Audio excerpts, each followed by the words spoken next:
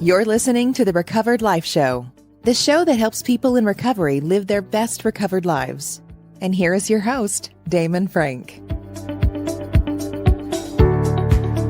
Welcome back to the Recovered Life Show. I am going to be talking about avoiding burnout in 2024. I have guest Grace Eiden on, a therapist at Empowered Connection Counseling in Chicago. How you doing, Grace?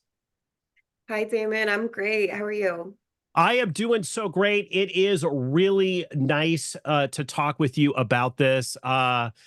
Grace, listen, this is a huge deal, especially post-COVID. You know, I found myself totally burned out, and I was so excited to have this conversation with you because I think burnout is a big thing in recovery. And I know you're also in recovery. You're a therapist. You're doing the deal. So we're so glad to have you on the show today. Thanks so much for coming on. Yeah, of course. Burnout is definitely something I am very intimately familiar with in many aspects of my life, both personally, professionally, educationally, and definitely in recovery as well. You know, Grace, can we set this up a little bit for people who are listening to this? Because I think everybody has their own interpretation of burnout. You know, one person's burnout might not be another person's burnout. Like I was telling somebody the other day, like, hey, I feel like I'm not doing enough, right? Day to day. And he was just like, oh, I'm doing half that and I'm totally burned out. What is burnout? Is burnout a feeling? Is it a medical thing? What is it? Such a great question. I think what stuck out to me with what you said is like everyone's threshold for what they can handle as far as workload or, the ability to have compassion or empathy, to listen to people's problems, to show up fully in their relationships. Everyone's threshold is different. So I think it's a hard question to answer. I think like it's a very personal thing to answer. Like, as someone in recovery, I think even asking ourselves like, are we a problem drinker? Are we an alcoholic? Like, have we reached our limit, our bottom? I think we are the ones to decide that. Right. So pretty much anyone that's in recovery has gone through some sort of burnout already, right? They've come to the end of what was working for them and they can't really take anymore. Because like I loved how you use the word threshold, because that's how I kind of see burnout is like there's a demarcation line, right? And then I might be okay and can manage it up to a certain point. I take one little step beyond that line, and then I'm really moving into burnout. And you know, the interesting thing is that I don't sometimes notice that I'm burnt out until I'm already really caught up in it. I don't see those signs. What are some of the key factors that contribute to burnout? What do people typically see when they're feeling burnt out? Yeah, burnout is the it's like the final stage, right? It's like stage 4 of emotional that threshold that we were speaking of. We want to avoid that. There are many signs and signals, both physically, emotionally, behaviorally, that show me that I am burning out. There, as I think, as far as personally, it really depends on which aspect of my life. Why don't you tell me like where I should start as far as Yeah. I could start recovery, I could start professionally. So I've been burnt out in all kinds of ways. So you just let me know. So let's talk about recovery a little bit, because I think it's so great to have a therapist that is also in recovery Mhm. because they understand. You know, they understand the nuance of it, right? Like I find that sometimes therapists that are not in recovery have more of an abstract view of what the recovery process is about. They don't necessarily understand the ins and outs of it, right? And I found somewhat baffled by it, right? Like I had a therapist once that I was talking about an issue I was having in recovery with the group that I had, and she just did not understand. Like, you know, like she didn't understand the higher power part of it. There was like a lot of stuff, a phenomenal therapist, but like there is this whole thing with being in recovery that is good. As a therapist and somebody who's in recovery, describe your burnout in recovery, because I think the first burnout that people get typically is 12-step meetings, right? They just get sick of going to 12-step meetings. What was your burnout moment in recovery? Yeah, thanks so much for kind of pinning that down. Happy to talk about burnout in recovery. So, yeah, at first, I would definitely go to I would go to 3 meetings back to back on a Friday night because it felt like a war was going on outside. Like I would just go and go until I felt safe in order to leave and go home and sleep. But then, like you said, eventually you get a little bit of footing underneath you. You start to build little bit of a life outside of recovery, and your needs change. I would go to a place where there was a lot of new sobriety, right? You're all kind of in it together. But eventually it all felt very negative. Like a lot of people just kind of a lot of wallowing, a lot of people being, kind of sharing personal things that were going on in their life. And especially as a therapist, that was a lot to hold after a full day of clients. So I think I wanted to kind of switch to go to like a big book study or some sort of speaker meeting, that had no shares. Like I think there's a lot of different types of meetings. And if we kind of zone in on like this is what AA is and this is the kind of meetings that are out there, then we can create distance from it and be like, "Ah, this isn't for me anymore." So we can shift instead of distance, if that makes sense. It totally does. I had a very similar experience in early recovery where, it was about a year into it. And I remember, I was in a very big 12-step group in San Francisco and had a phenomenal sponsor that I still speak with this guy,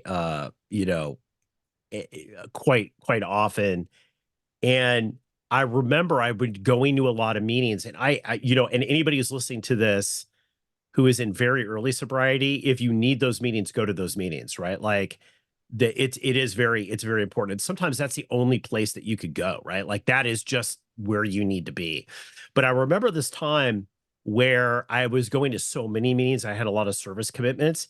He came to me and he said, Damon, there's other things that you need to do in sobriety. You've got a career, you've got personal things that you're working on.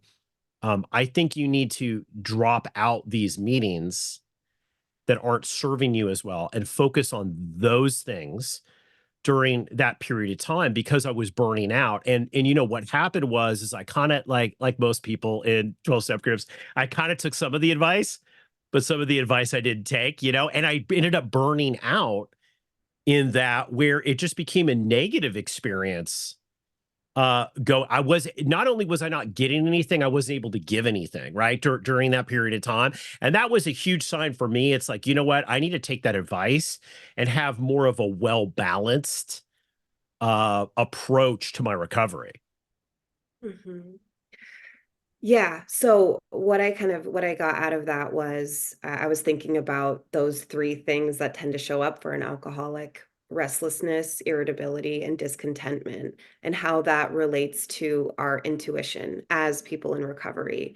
At the beginning, maybe I think you alluded to this, where our intuition is shit, right? Like we don't know what Mhm. is up from down, we don't know who we are.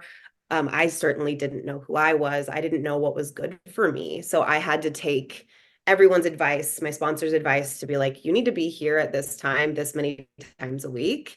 And then, like I mentioned before, you get footing underneath you. You're maybe hopefully my intuition started to come back a little bit. And so, as far as how that relates to burnout, it's so important to listen to and tune in.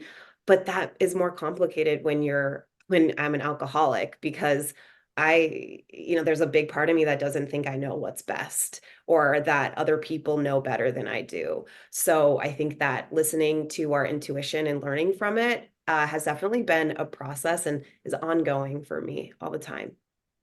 Yeah, you know what? It is a juggle. I found that, later in sobriety, being burnt out with work, sometimes, social things, right? Just kind of hitting that demarcation line that we were talking about.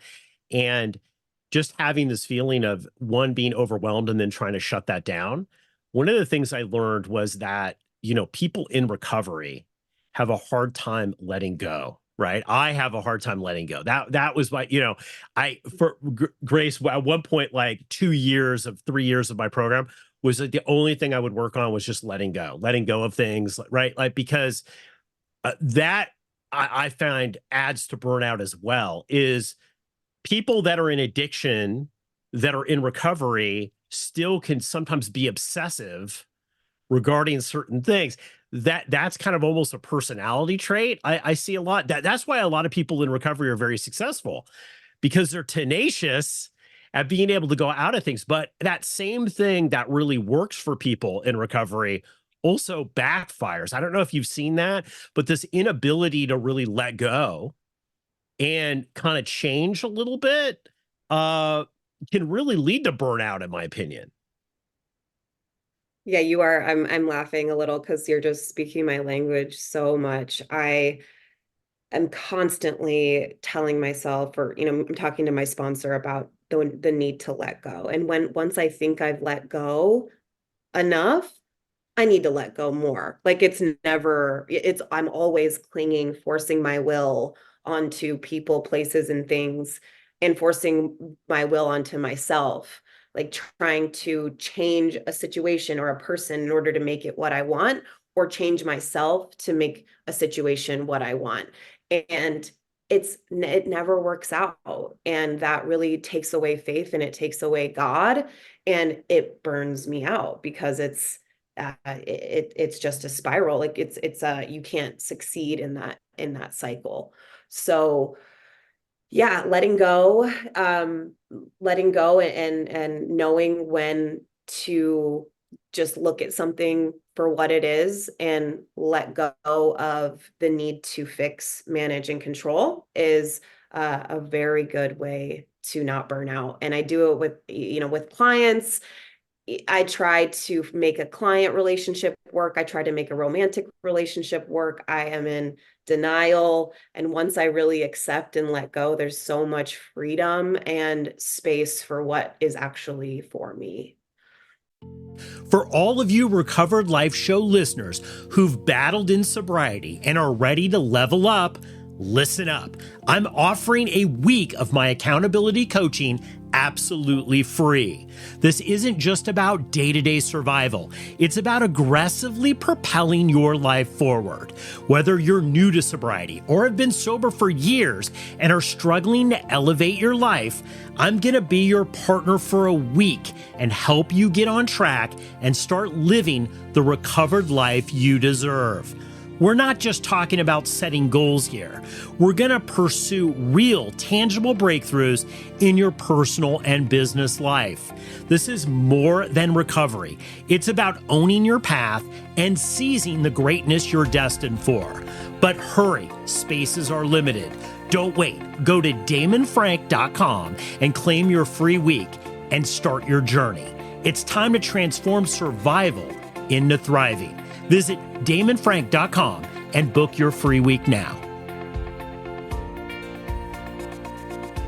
I love that. And I liked how you used the word kind of letting go, because I would love it from a therapist standpoint here to talk a little bit about burnout and letting go. Sometimes people just find themselves, it's interesting. Like there's a parallel between people who are recovered alcoholics and people who are recovered drug addicts and burnout. A lot of the times it's like they see maybe signs of alcoholism, and then all of a sudden they find themselves an alcoholic. And I find the same thing with burnout, with people with burnout. It's like, yeah, something's not right. Then all of a sudden they find themselves, I am totally burnt out. Like I can't process anything. I can't take another call. I can't watch another YouTube video. It's like I have way pushed myself to the limit and now I'm not productive at all, right? From a therapist point, how do you start to dial back from that? When you realize it's like, man, I am burnt out for whatever reason, right? I am burnt out. How do you start to kind of dial that back and get to a place where you're recovering from burnout? Hmm. Yeah, and just to clarify, would you like me to talk about kind of like the signs before that threshold? Yeah, sure. Yeah. Sure. So personally, I start to dread things. I start to feel avoidant and just disengaged. Like when I know I have, I'm sitting here waiting for a client to start. And this is really, vulnerable because it's no one's fault. But I start to like see them in the waiting room and I'm like, oh my gosh, like I, how am I going to do this? Like, I hope they cancel.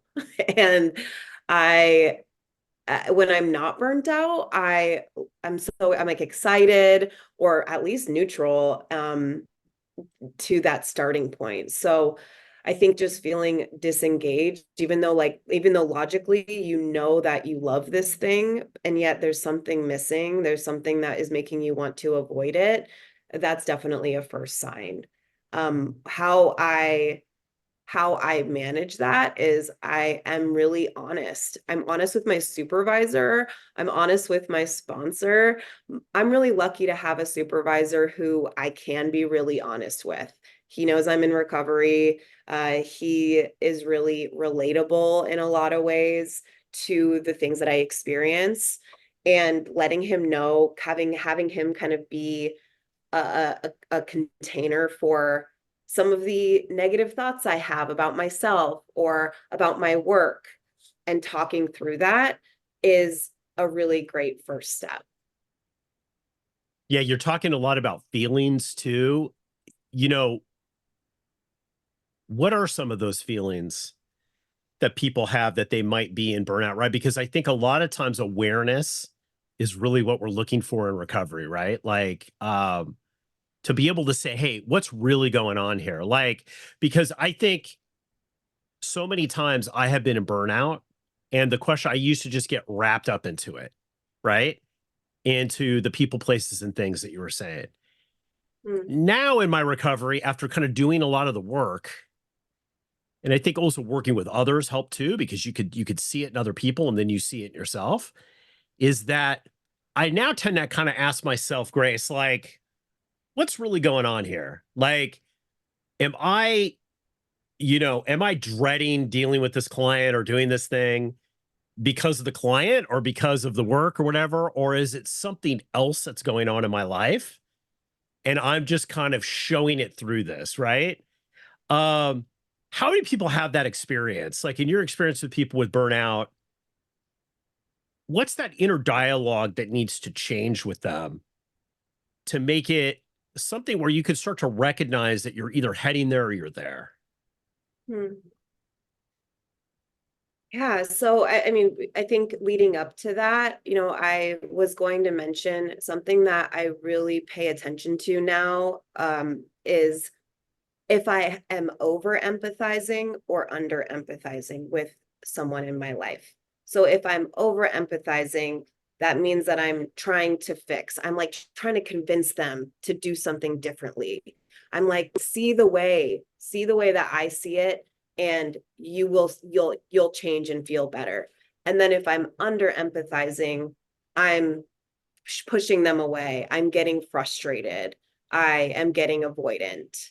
So, kind of finding that balance and noticing when I'm doing that. And I think it applies in all different kinds of relationships.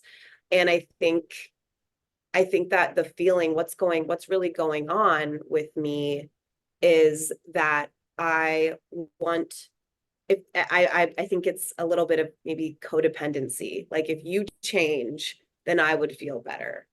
And maybe that's shame, I think is the root of a lot of it, of I feel incapable, or I feel like the world lands on my shoulders, and it doesn't. I think burnout really can, we get a lot of messages that burnout is our fault, and there's so much going on in the world that we carry on our shoulders, and we don't need to do that. It's not our responsibility and it's not our role. So when we notice that we're doing that and taking on more than we need to in the moment, it won't keep piling up Yeah. to that point. Yeah, I love that. I'd also like to talk about the dreaded M words, mindfulness and meditation, which drive me crazy, Grace. Like and the reason it drives me crazy is because I know it works. And we've got a regular Recovery Life contributor that comes on, Kevin, who is a mindfulness and meditation person. And he, every time he says, Damon, he's like, are you doing your meditation? Are you doing your mind? And I go, no, I didn't schedule it in today. I did it right. And I know it works. Like I know meditation and mindfulness works. I have such a resistance to it, especially if I'm starting to burn out. My resistance is bigger. It's very interesting. Can we talk about that, the whole mindfulness meditation thing, to kind of as a prevention to burnout? Because I do feel it stops it in its tracks. It's one of the only things that I've, even meditating for 15 minutes, and I'm, Grace, I have to tell you, I'm the worst. Like if we had the worst meditators in the world, it would be me. Like, like I'm not good at it. If there's any such thing. Can we talk about that a little bit? This whole idea of meditation and mindfulness to kind of help get that burnout under control. Hmm. I was fighting this instinct to challenge you on the narrative that you're not good at it. I wonder, like, what ways that you do implement mindfulness or meditation. I think there's a lot of different ways. Maybe it's like editing, or maybe it's taking a walk, or like doing a craft. Like meditation and mindfulness, I think that there's like these definitions of what it is. And I think people practice it in a lot of ways that they don't realize. So I just Yeah. wanted to Oh, I'm horrible with myself. The inner dialogue with myself. Sometimes I'm harder on myself than anyone. So yeah, every time I tell Kevin this too, he's like, Damon, there is you didn't screw up the meditation. There's no way to, like, you're not perfecting. It's not like you can't win it. You know what I mean? And I think that's where I go there. Because just being in business and kind of being a more of a high performance person, I'm like, okay, how am I going to win meditation? And that's the wrong conversation already. I totally know that. But it's so funny because that is the dialogue that also leads to the burnout. Getting rid of that inner dialogue is what puts me on the path to more serenity, right? How do you use that? Like, as a therapist, as somebody who's gone through burnout, dealing with clients, how do you implement that, Grace? Like, do you just tell people, hey, stop during the day, do 20 minutes of meditation? Like, what's your practice with this, and what do you tell people to do? Yeah. So mindfulness and meditation. Yeah, mindfulness is important because if I don't look at something, I can't change it. If I'm not aware, like, we have to bring something into our field of awareness if we're going to do anything about it. And in my world, it's so easy to go on autopilot, Mhm. to distract myself on my phone, to distract myself with, self-pity and anger and resentment, all those things that take me away from God, and take me away from the moment, which is all we have, right? But it's so hard to be in it. I think what I really try to meet people where they're at, and I try to meet myself where I'm at. Like, I really like waking up and having, I have ADHD too, so I literally have to schedule every moment of my day. And if it's not in the schedule, I won't do it. So I wake up, I make my bed, I make coffee, I read my little meditation book, which is The Language of Letting Go by Melody Beatty, if anyone's interested on the topic of letting go. It's just a quick meditation. It has a prayer at the end. I thank God for I pray for sobriety at the beginning of the day. I have a gratitude list. So that's how I implement prayer and mindfulness. I also think the structure of AA does a really good job of implementing mindfulness, which is if you have an issue, call your sponsor. If call 3 AAs a day, take that time to be mindful, to get out of your own head, to tell people what's up. And I think like that also just takes away from autopilot. Huge. That is such great advice. Um, it's interesting. Like a lot of the times in recovery, I found there is this very fine balance, and the people I've either sponsored through 12 step or worked with for accountability coaching, sometimes there's a stall in recovery, right? Where it's just like the best I can do is maybe get to a meeting, maybe call my sponsor and just do the bare minimum, right? Like, and that's where I was like, at 28 years old, that's where, honestly, Grace, that's where I was.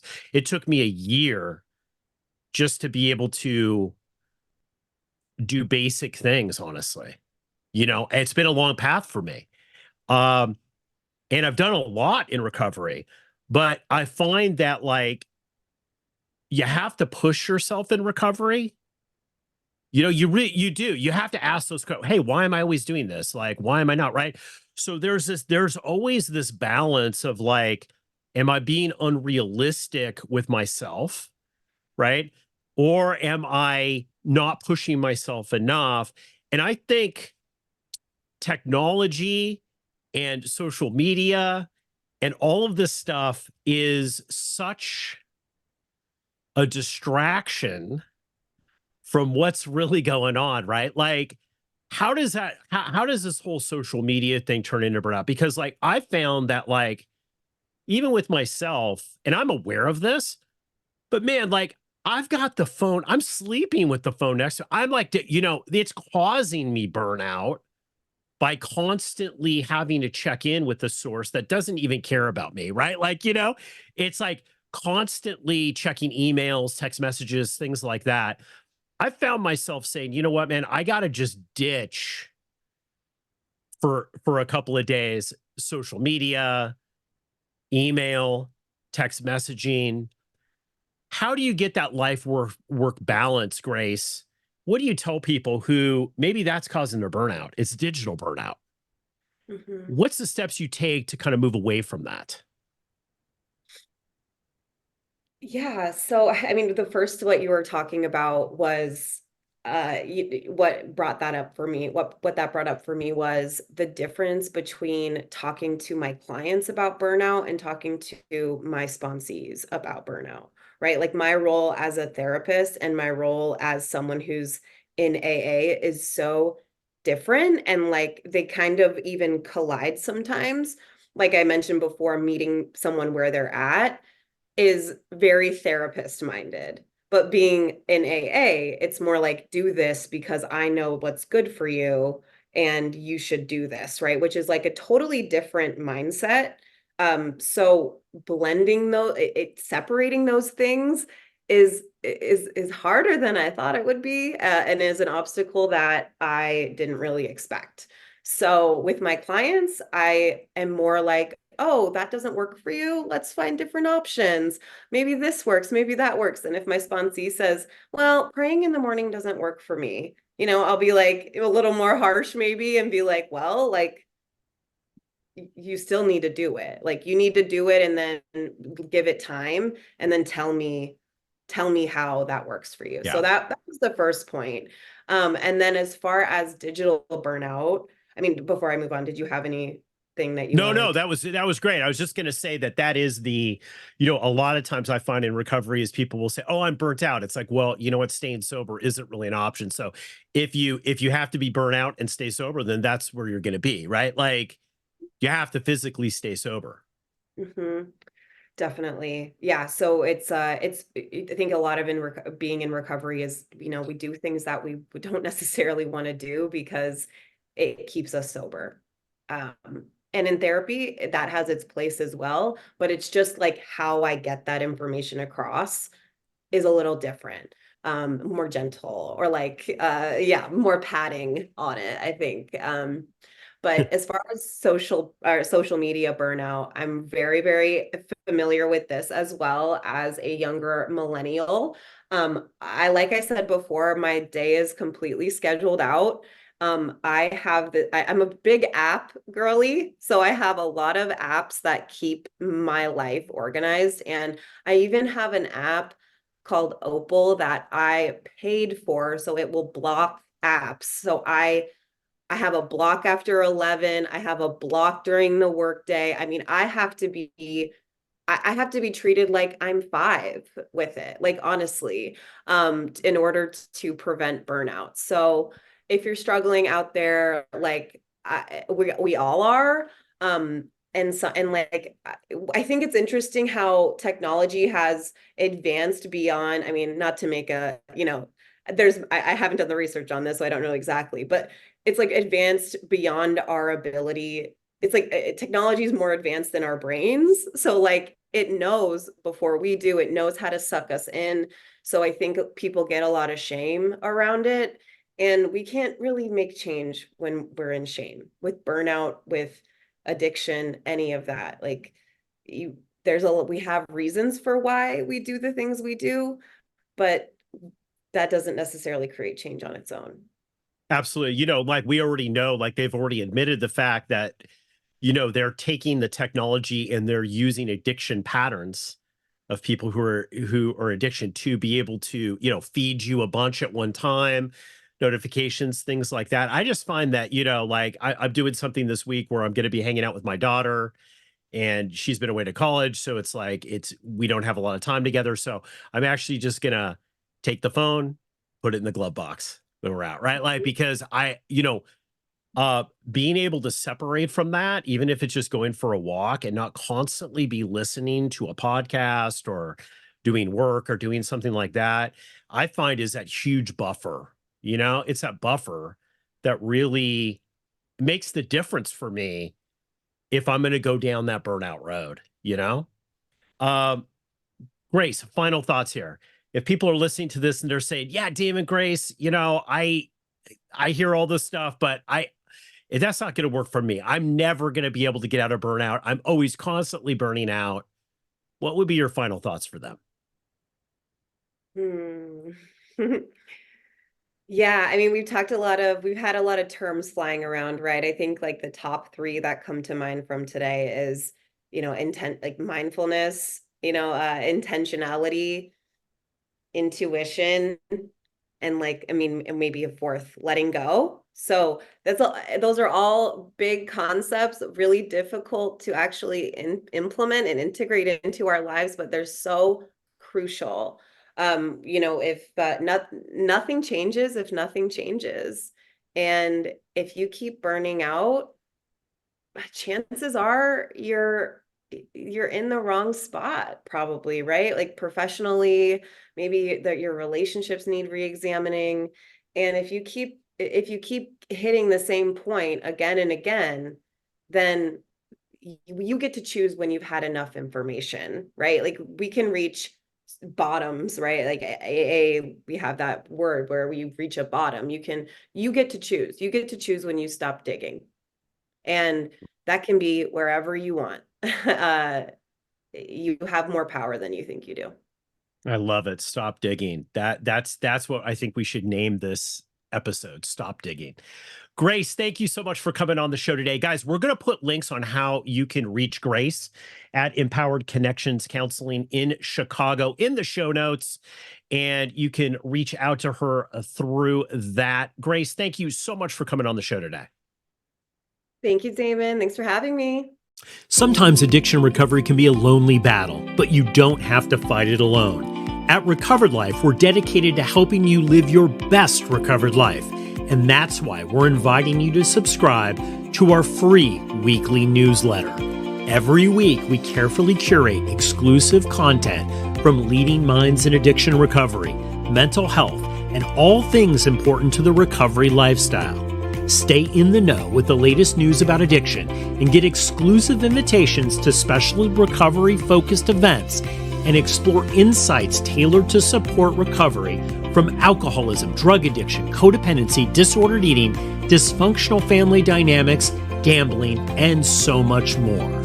With our newsletter, each week becomes an opportunity for growth, healing, and taking a step closer to the life you deserve. Take your first step towards a brighter future today.